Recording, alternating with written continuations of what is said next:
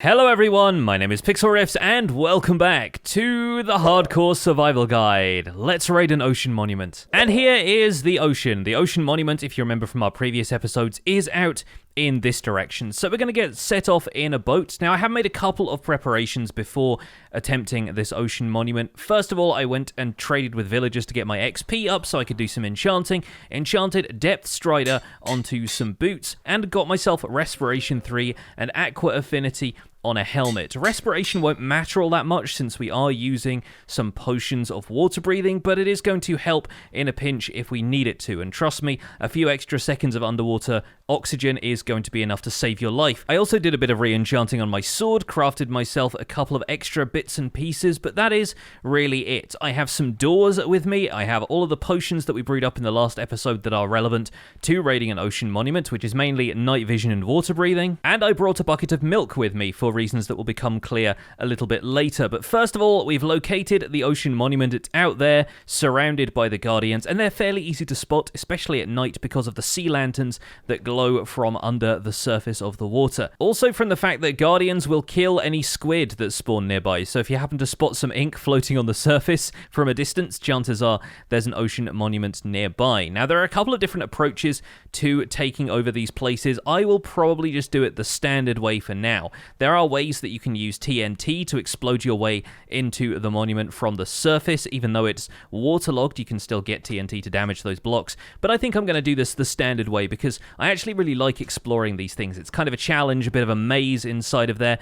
The first thing we're going to be doing is getting a little bit closer. We're going to drink a couple of potions, but there are a couple of ways you can approach this. We can get into the monument, and once the mining fatigue kicks in, we drink a bucket of milk to dispel the effect. But first of all, I think we're probably going to do this the normal way. So I'm going to drink a potion of night vision for extra visibility and a potion of water breathing. And then I'm going to dive into the water and try and swim away from any guardians that are going to attack me, because these laser attacks are not to be trifled with. One great way of dealing with guardians, though, break their line of sight. We're actually going to apply a couple of doors to the front here, and that's going to prevent them from actually targeting me. It also, if you remember from our shipwreck episode, allows you to step into an air pocket and recover any oxygen that you might need to. But it looks like there's only one way we can go in this ocean monument, and there is the mining fatigue. Now, I'm exploring to find Elder Guardians. I'm not going to bother killing the regular Guardians, and it looks like the only Elder Guardian I can see right now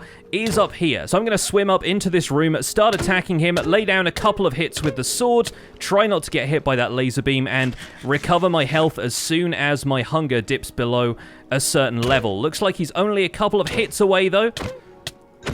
There we go, and we got our first Elder Guardian kill. I've also brought a potion of strength too, just in case we need those fights to go a little faster, but I think that went pretty well. So a lot of people approach ocean monuments with the idea that you need to fight all the guardians you see, and that is really not the case. You don't need to mess with regular guardians at all while you're exploring these areas. There's a sponge room here, fantastic, we will deal with that later. Really, all you need to do is run away from the guardians, or alternatively, have them run away from you. As we encounter guardians in these rooms, it will be slightly easier to show you, but unless they are cornered like this one is here, guardians will tend to swim away from you if you get too close to them.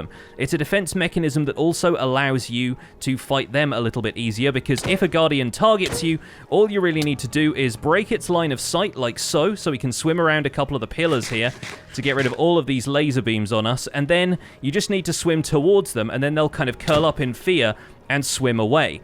So when you're fighting the Elder Guardian in rooms like this, you've just got to stay away from some of the other Guardians, circle around the pillars so you don't get too lasered, and just go in for the kill. There we go, that's Elder Guardian number 2 down pretty much instantly. I'm sorry that visually that looked like complete chaos, but hopefully we should be good to go target Elder Guardian number 3. Now we've got the one in the pillar room, we've got the one at the top of the monument. The last guy we want to find is going to be in the opposite wing of the monument. So let's see if we can try and make our way over there. We can swim up into this crawl space inside the monument, and I don't know if we're going to be able to find our way down from here. Sometimes they generate like this on the other side. Yep, we can come down into here, and this room should contain the other Guardian. Fantastic. Let's take this guy out before any of his cronies decide to spawn on us. Just got to use those pillar strats to break the line of sight from the Guardian's lasers. There we go, we got hit by the smaller one, but not the Elder.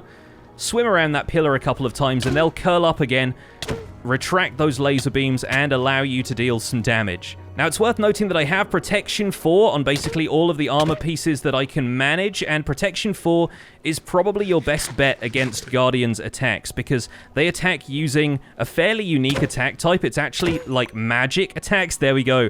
That is our next Guardian down. Just got to break the line of sight of these guys, and now we don't have to worry too much about mining fatigue. So I can sit in a corner with a couple of doors around me, and we can stop and think for a minute. There we go. Welcome to my little air pocket. There's one guy looking at me from the ceiling, but he's not really going to bother me because they tend to swim away from you when they get too close, like I said. So, yeah, Guardians generally attack using magic. It's a weird kind of attack type that's only shared by them and Witch splash potions of harming.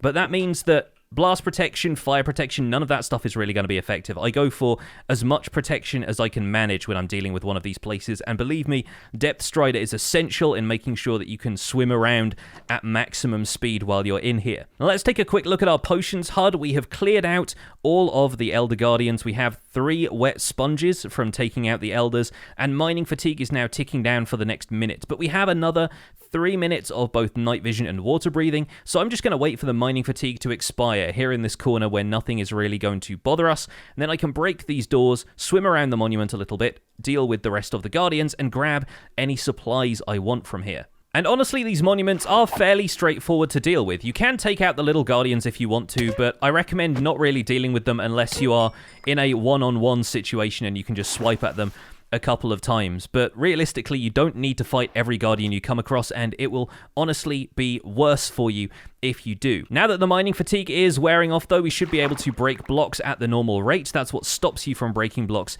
the rest of the time. And remember, all you really need to do to find the Elder Guardians is find a route up to this room at the top of the monument, and then find your way to the left and the right wings of the monument that you can kind of see as you come in through the front door. Now, the reason I wanted to get hold of Respiration and Aqua Affinity is so I could spend a little bit more time dismantling some of the rooms of the monument that have the most valuable resources. And we can convert this whole area into a Guardian farm later in the series, generating a lot of Guardians really quickly and killing them nice and easily for their drops, which include Prismarine shards and crystals. And basically every block that's in an ocean monument can be made using those drops, with the exception of Dark Prismarine, which has to be made using ink sacs as well. And that's the reason I tend to spend a bunch of time gathering Dark Prismarine from these monuments once I've killed the Elder Guardians and I can mine blocks again, is that it's simply easier to get hold of Dark Prismarine this way instead of having to build a squid farm and a Guardian farm just to acquire a large amount of it. And the flickering of my vision kind of suggests that I need to take another water breathing and a night vision potion. I'm going to take the night vision first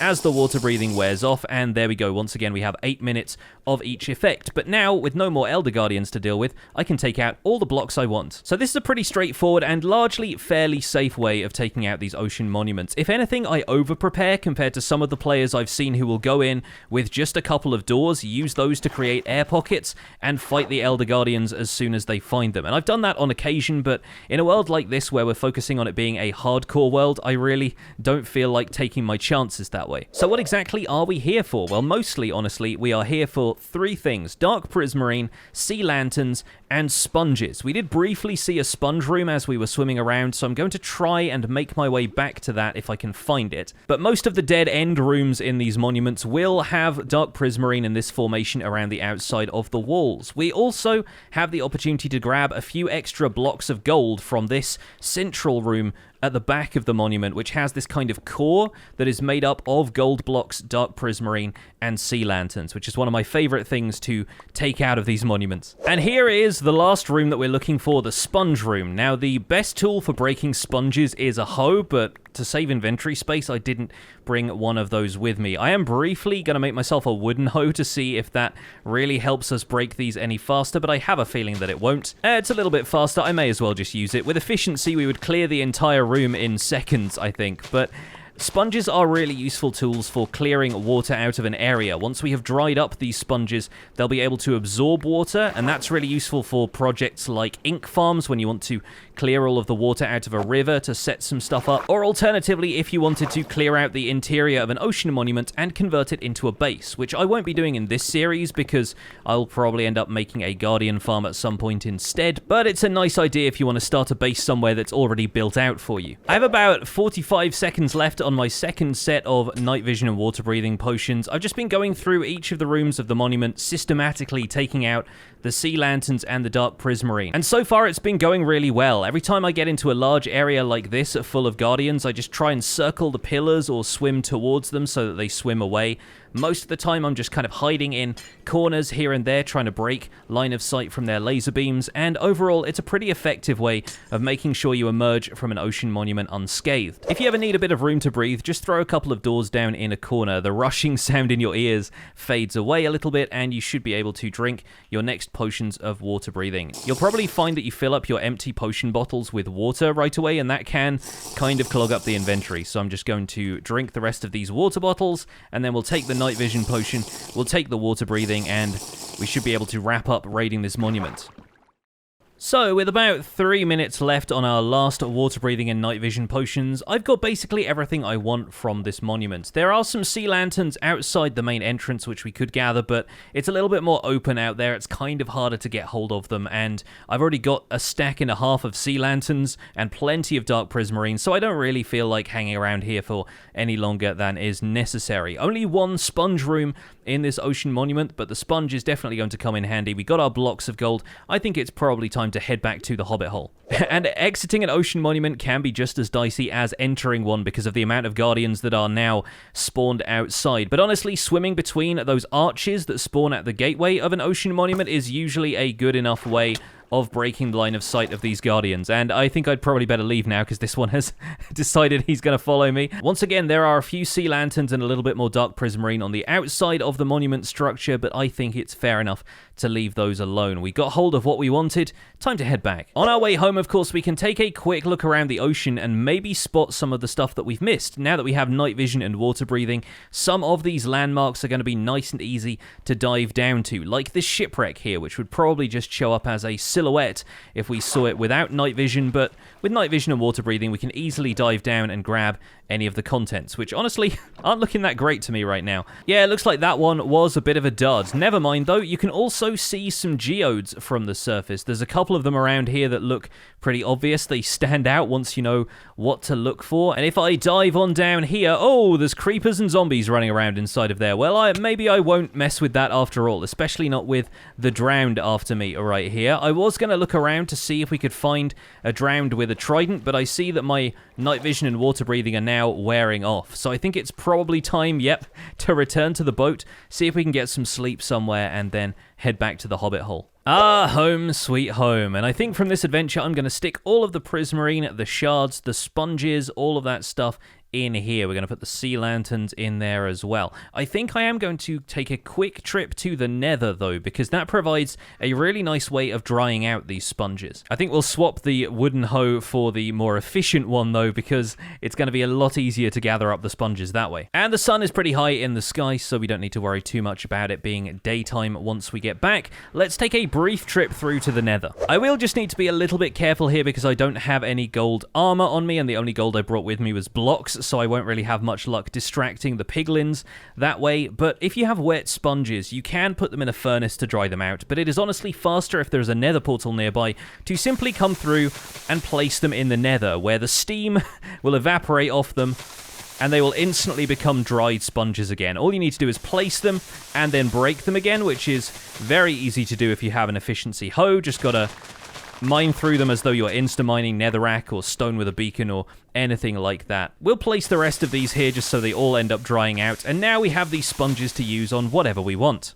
And sponges are an incredibly powerful tool. Like I said, if you place a sponge down in an area of water, it has the capacity to absorb up to 65 blocks of water, whether that be flowing water or water sources, from a 7x7x7 area around them. Meaning, if I place one down in the middle of this naturally formed lake, it basically dries up the entire thing. Now notice I placed it very much in the center of this area, because if I placed it to one side, it wouldn't have enough reach to absorb water from the other side. Likewise, if I place it in the river here, it's going to absorb a bunch of the water sources, but because of Minecraft's water physics, some others around the outside will reform. I didn't want to mess with this part of the river too much, so I'll just reform a few of these water sources, and you're probably familiar enough with water physics, but if you aren't, I'll go over a quick couple of examples here.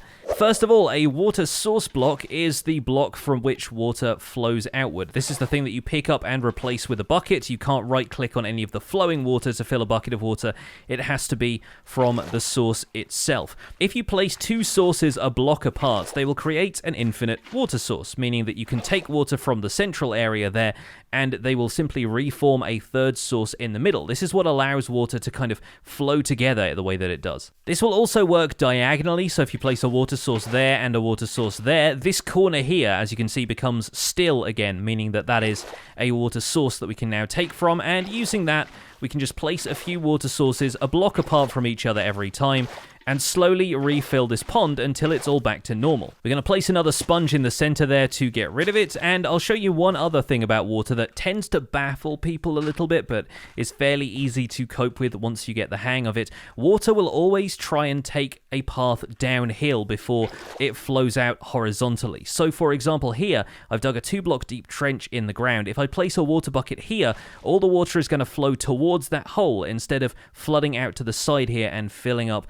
the rest of this area. And it's only when I start to place other water sources around it that it decides to flow out and cover a wider area. And even then, it is preventing it from creating water sources in the corners because the priority of the water is to flow downhill. Once we fill in those two blocks again, the water will not update either, so it creates a really weird looking wall of water here because it's still trying to flow down into that space. But if we update one of the water sources, let's say over here, that should start to fill out the rest of the pond. There we go. And so the water can be refilled that way. But a lot of the time when you see areas where water is still trying to flow down into a single block like this, for example, and it can't reform water sources on the surface, a lot of the time you just need to fill in those underwater blocks and then just place a water source nearby to update all of the water sources in that area, and as you can see, they all just kind of flatten out. I hope that makes a little bit of sense, and I didn't want to dedicate an entire episode to water physics, but it seemed to make sense with the Ocean Monument raid and everything else. I'm going to enjoy using sponges in this series, I think. We can do some pretty cool builds and farms just by drying out areas of the river or the ocean, and it's always helpful to have a few sponges around, not to mention they're actually a fairly cool building block. But I think that's where we're going to wrap things up for today. So folks, thank you so much for watching this episode of the Hardcore Survival Guide. I do hope you enjoyed the Ocean Monument raid. My name has been Pixlriffs. Please don't forget to leave a like on this video if you enjoyed it. Subscribe if you want to see more, and I'll see you guys soon. Take care. Bye for now.